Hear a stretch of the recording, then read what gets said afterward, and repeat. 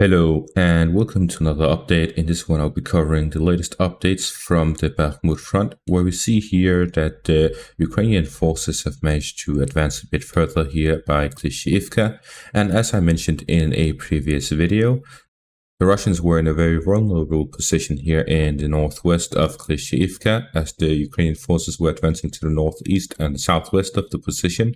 So them retreating makes the front line a bit more defensible, as well as allow them to push back the Ukrainian forces and prevent any possibility of Ukrainian forces flanking their positions and cutting them off. So they have stabilized the southern front by Klishchiivka, and the Ukrainian forces have managed to capture the territories the Russian forces fought over here to the southwest of Ivanivske, completely clearing out and protecting the Ivanivske area here in the southern flank of Bakhmut. So this, compared with the northern flank, allows the Ukrainian forces to now properly supply the last bit of the Citadel area, as the Ukrainian forces now have full control over the highway by Ivanivske, as well as by the road by Khomove. So this current situation allows the Ukrainian forces to now properly supply the last remaining bits of Bakhmut. But at the same time, we see here in Bakhmut, by the Citadel area, that the Russian forces have managed to significantly advance within the center of the Citadel area. We see here that they have managed to capture the supermarket area, as well as the electronics store and all of these high-rise buildings in the center, as well as here in the east, they have managed to capture the high-rise buildings at the eastern outskirts of the Citadel area. And they've also managed to capture these parts in the northwest, including the school. And they have managed to advance to the final defensive line of the Ukrainian forces in the northwest on the whole front, a whole part of it.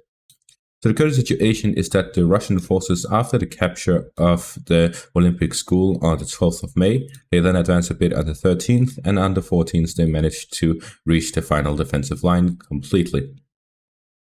So the current situation is that the Ukrainians are trying to hold back the Russians on their final defensive line, and this will be a very tough battle because the Ukrainians now are able to properly supply their flanks.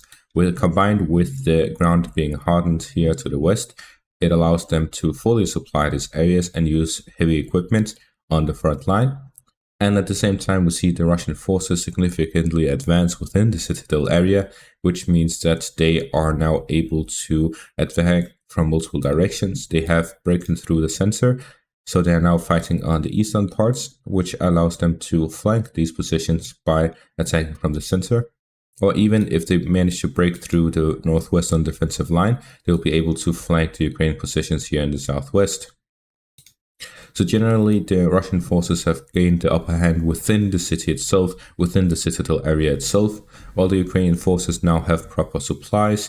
However, it will make time to make up for all of the time that they didn't have proper supplies. At the same time, we see them trying to attack in the flanks, which means that they are using supplies there. The current situation seems to be very dynamic. However, the Ukrainians seem to have the upper hand on the flanks, although it seems to be stabilizing.